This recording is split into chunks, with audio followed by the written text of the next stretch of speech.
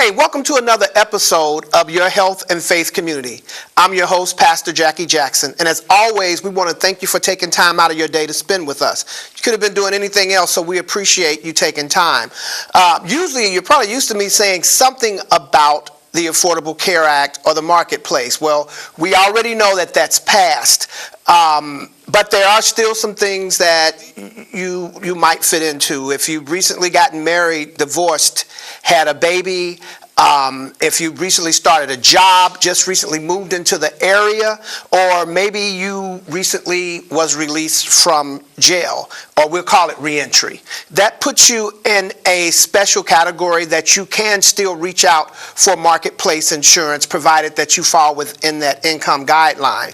Also to remember that Medicaid is a year-round open enrollment, I guess you could say. There's no such thing as a closed enrollment. So if you're a single person and your income is $16,223 or below, that makes you eligible for Medicaid. And if you're a family of 4 or a family of 6, there's an income guideline, and you might be surprised where you fit in. So you want to check. You can call Job and Family Services to find out where you fit. You can go to the Ohio Job and Family website, and you can look at the guidelines and see. But there's no reason right now anyway for anyone to not be insured. And if you don't get insured for you, then get insured for your family, because trust me, all it would take is one emergency room visit, and it could financially hurt you depending on what's going on. I always like to use myself. When I had the heart failure back in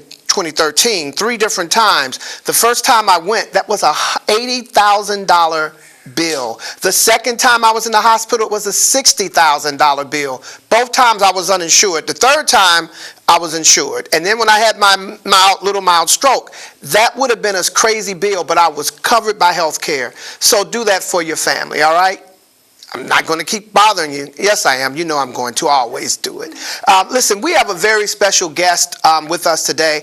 Then again, all guests are very special, right? The fact that they'll come out and take time. But this man I've known for quite a while. I have a major amount of respect for. I've seen him in a number of different capacities, whether it's working with juvenile service, whether it's with the pageant, which I'll mention in a few minutes that he does, whether it's handling security, or just seeing him just being round and just an awesome individual. And you probably know him too. His name is Robert L. Humphries.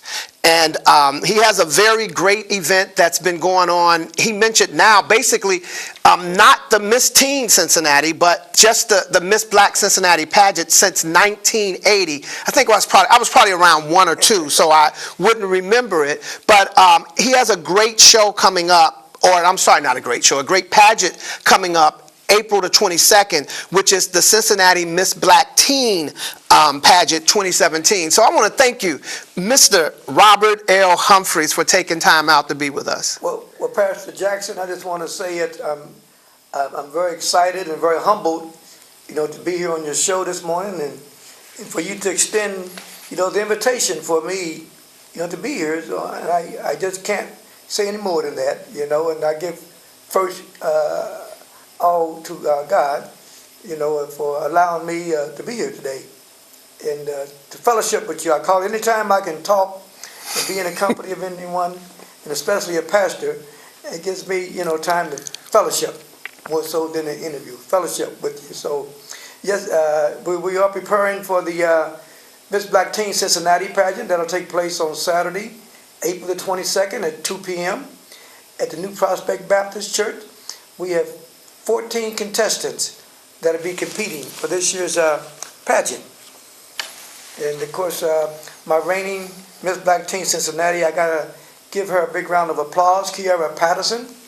She was crowned last year, 2016, Miss Black Teen Cincinnati. And Kiara done an outstanding and wonderful job. This past year, she had an opportunity, to hit the ground running. After the pageant, she started guest appearances. She was on TV shows. She rode in the Black Family Union Parade. She was a guest at the Cincinnati Herald Nefertiti Awards. She went to the I Hear Music Awards. And the list kind of goes on and on. She's been busy. She's been busy. She's a graduating senior this year at the School for Creative Performing Arts, and she's looking, on to go to college this year. All right. Yeah. Well, I got to say, SCPA, that's where I went as well. So, okay. so that's always it's a great school. Class of what? Huh? Class of what? SCPA. What a great school. We won't go into. Todd in your group? Robbie Todd is a little bit younger than I am. Okay. Robbie's a little bit young, but that's my buddy. I want to make sure that I mention Cincinnati Black Theater. The pageant is Cincinnati Black Theater Company, which I'm a part of. Honor to be. To serve as the board president for Cincinnati Black Theater Company, so that's an honor. And Robert H.L. Paget's Unlimited, which is your company, right, sure. as well as the Cincinnati Herald. Mm-hmm. So this is a nice collaboration, sure. Putting this pageant together. And I think it's great that something for our young Black or African American, whichever word people like to use, having something positive for these young ladies to do. Right. But why don't you tell us tell people about the pageant? Sure. Well, the Miss Black Teen Cincinnati pageant, I created it in 1990, and the first one took place at Taft High School's auditorium, and the first young lady that was crowned was Malika Robinson. She was crowned 1990 Miss Black Teen Cincinnati, my first one, and it's been going on. I took a break in 2001, after 12 years doing it, then I brought it back 3 years ago. I had so many parents, that encouraged me that it was such a positive program for the daughters, and how well their daughters excelled, and how big a help it was to their daughters, their pastor, and so with their encouragement and enthusiasm, on helping me to bring it back. But one thing I want to express is that I want the legacy not only of the Miss Black Teen Cincinnati pageant, but the Miss Black Cincinnati pageant, where I founded back in 1980. And I produced and directed ever for 21 consecutive years before I took a break in 2000. And when I say taking these breaks, Pastor, I tried getting out, I tried quitting, but the good Lord, when you're doing God's work, it's not about me, it's about God's work. Right. And the pageants aren't about outer beauty, more so that you may see, normal pageants, so we express and promote the inner beauty of the young ladies more so than the outer beauty, and that's what God's beauty is. Anytime you can have a young lady that's visually impaired, or has certain obstacles and things in their life that has happened to them, they can come and participate in a pageant and find out that they are just as attractive, and intelligent as the other young ladies who they be inferiority sometimes about. So that's what the program is. It's God's pageant. I've been a humble servant of Him over these past 37 years, and He chose for me to take a break. Then He chose for me to come out of break, retirement. So with that in mind, my good friend Donald Sherman, who I met, some 20 plus years ago, Don worked with me with the Miss Black Cincinnati pageant and teen pageant as my stage director. And so I said, well, I'd like to keep the legacy going, of the Miss Black Teen Cincinnati pageant. So I conferred with Mr. Sherman, and he conferred with his board, that, we would partnership, to eventually, when I retire this time around, for real retirement, that the Miss Black Teen Cincinnati pageant, in hopes of, we're looking to bring the Miss Black Cincinnati pageant back as well. But both of those pageants, will go under, the productions, annual production of the Cincinnati Black Theater Company, and thus the legacy and archive of everything that, Miss Black Teen Cincinnati pageant has produced over the years will be under the roof of the Cincinnati Black Theater Company to carry on my legacy. And so Mr. Sherman, I've been working with him, and he said he ain't gonna let me quit because he's gonna need me, but he's working and gradually, I know he's working and gradually, getting settled in, and you picked a good, Don and I have been working together yeah. since 1976. 76. I think that put us at 2 years old at that point, too. I'm always going to be 2, no matter what year it is in the past. But yeah, Don and I have been working together since 1976, doing theater, anything entertainment, as well as being best friends and watching each other's family grow. And so I know where Don is concerned. I know how his heart is. And so I don't think you could have picked a better person to carry on your legacy. That's right. Because he has a heart for people. Sure. He loves doing things with the stage. He has a heart for people. He's a roundabout good guy. So that makes it great. I want to let me ask you on the pageant. Excuse me. I know that you keep in contact with the young ladies who are now women from the pageant. And which is also a good thing, because it's not just having them come in using their talent and then it's like, thank you very much, goodbye. And that part is good. Can you talk about a little bit, what is that relationship like with some of the ladies, young ladies who have come through all the way from 80 to now? Oh, yeah. Well, coming from 1980 up until now, I'm in touch with, Bridget Schooler Davis. Bridget Schooler Davis, she was Miss Black Cincinnati in 1981. She was a Princeton High School graduate and a graduate of the University of Cincinnati. And LaGianna Hudson, I'm in touch with her. She was in my first Miss Black Cincinnati pageant. She's a karate martial artist, 5th-degree black belt.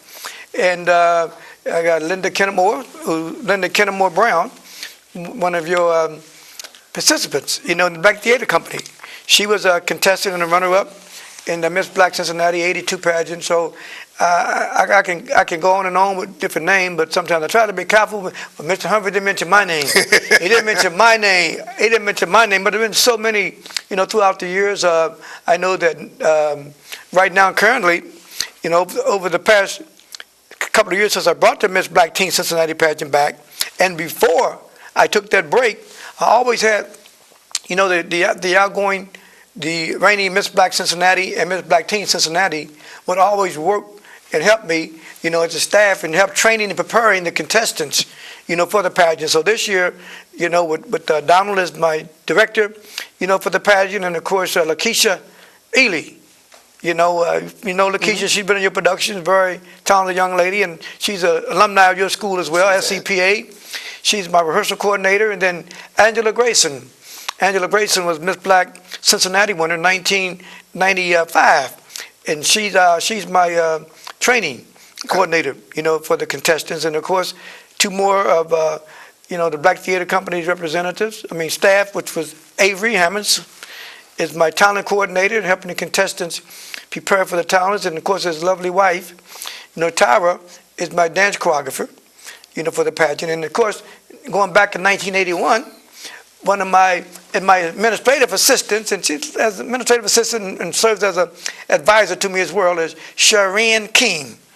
And she was a participant in my 1981 pageant.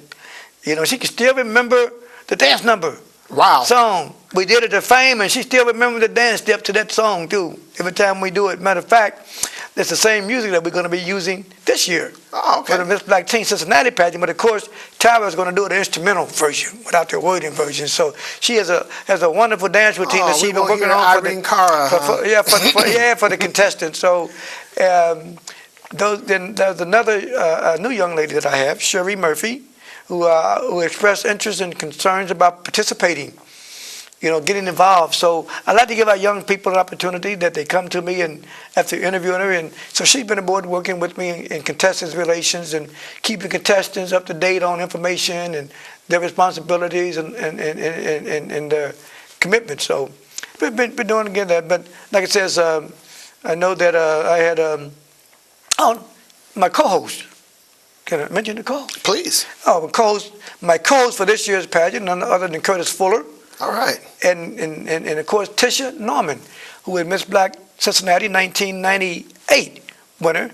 It should be coming in from Louisville to co-host the pageant, with Curtis on that day.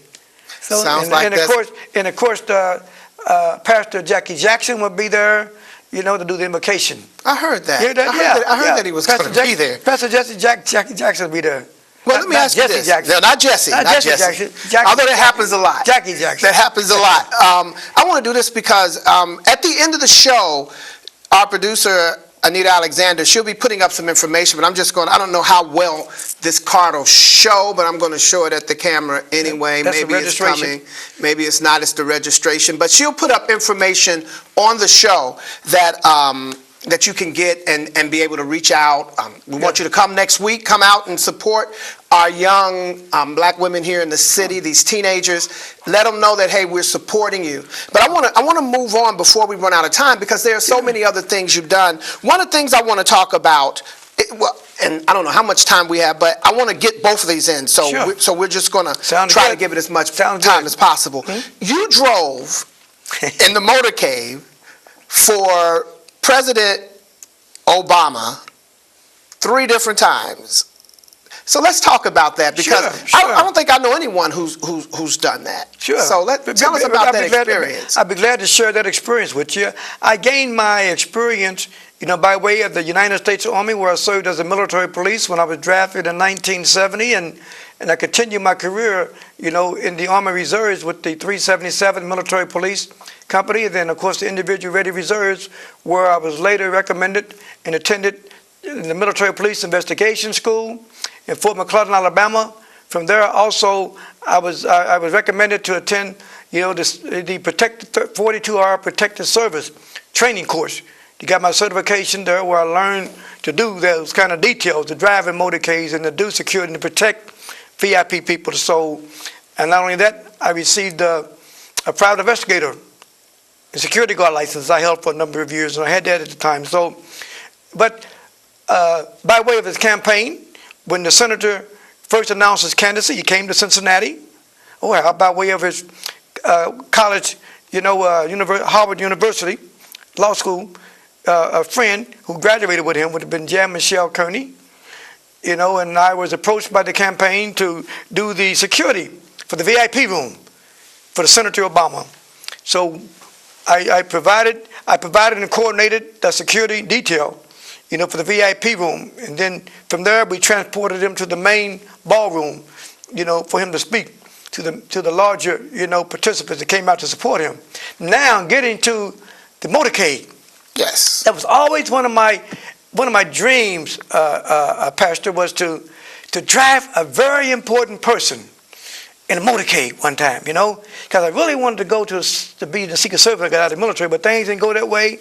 So my dream was to drive a very important person, or driving a motorcade, protecting a very important person. So I got a call from the campaign that Senator Barack Obama is coming back in town to speak again, and I was requested to be a driver in his motorcade, which was, I was just so elated to receive that invitation. And of course, before I could participate, I had to get a Secret Service clearance before I can be involved in there. So I got my clearance, and on that date, his plane flew into the Lunken Airport. So while at the Lunken Airport, we did a complete search on the airport before he flew in. Then I was assigned my vehicle, and I drove his national staff right behind two vehicles behind him. And his plane was a medium-sized plane, medium-sized bus thing, but he came in and he spoke. But what I did was I had already got a picture from the first time when he came in, when I did the security detail at the Westin Hotel. So when I got there, and his trip director said, "Excuse me, Mr. Humphries, would you like to get a picture taken with the senator?" I said, "Well, I already have a picture taken of him. Would you mind having him autograph it?" He said, "Sure." So he introduced me to the senator. He autographed the picture for me again. And I had it and took another picture with him. So then I said, wow. I said, that was really, really a dream come true, driving down there, and I can legally speed. Not worry about legal speed, not worry about getting a ticket. Keeping up with those Secret Service guys. I was the only non-Secret Service driver in the motorcade. So when he became the #1 candidate, for the Democrat Party, when he came in to speak at the NAACP 100 convention at the convention center, I was called upon and asked to be a driver in his motorcade again. Another opportunity. So there was twice. But this time when he came in, his plane was about 3 times bigger than the other plane. He had 3 buses, and he had like 12 to 15 police escorts, from motorcycles to cruisers, and we came out of Lincoln Airport. We headed down to the terrace, not the Terrace Hilton, but to the big hotel down there. And then from there, he spoke there. Then we went over to the convention center, where he spoke at the NAACP convention. And when we finished up, we got back to the airport. And this was really, really, exciting for me. And the director says, well, would you like to meet the senator? I said, well, I met him already, but, well, he would like to thank you. So his SUV was sitting there. He was still sitting in his SUV for a few minutes. So when he got out of his SUV, he walks over to me, and the trip director says, Senator, I'd like for you to meet. He said, oh, I remember Mr. Humphries. How you doing? I said, wow. I said, he remember my name. And then he said, take a picture. Told the photographer, take a picture. Took a picture, Then I thought about it. I said, well, he remember my name. I said, come on. I told myself, he briefed. He knows everybody who's driving in that motorcade. He knows the background and intelligence of whoever's in the motorcade. He knows who's in there. So he knew who I was, but that's one of my experience, and it's something I always cherish. I got the photographs, and only that. He sent me a personalized letter thanking me for being a driver in this motorcade. Okay, and that is an awesome experience. That is great. Of course, I did Reverend Jesse Jackson when he ran for president. When he came in, he was the front running candidate.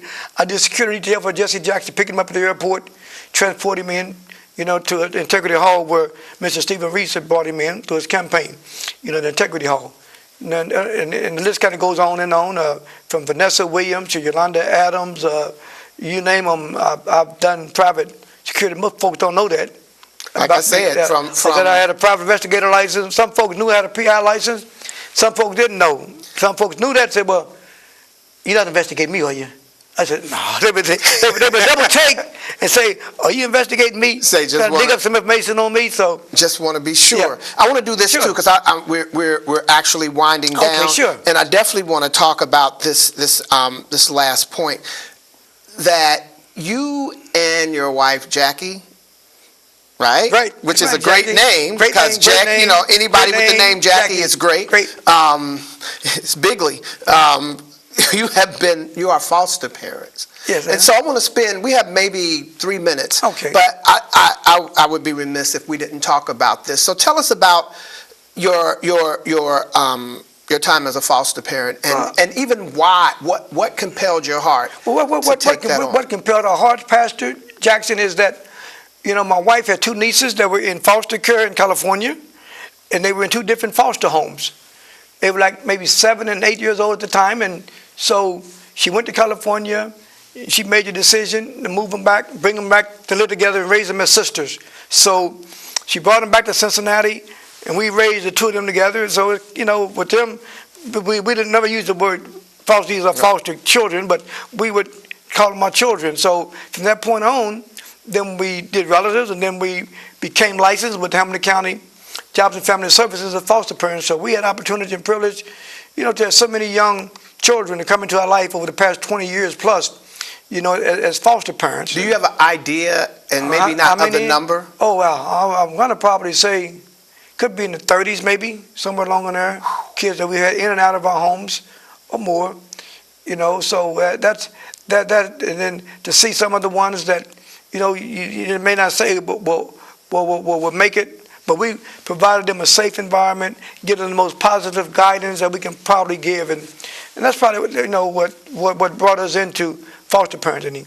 So and that's good to come into a good home. I spent a little bit of time in my youth in a foster home. I eventually came back home with my family, but I won't go into why. But my mom was sick, and so that kind of.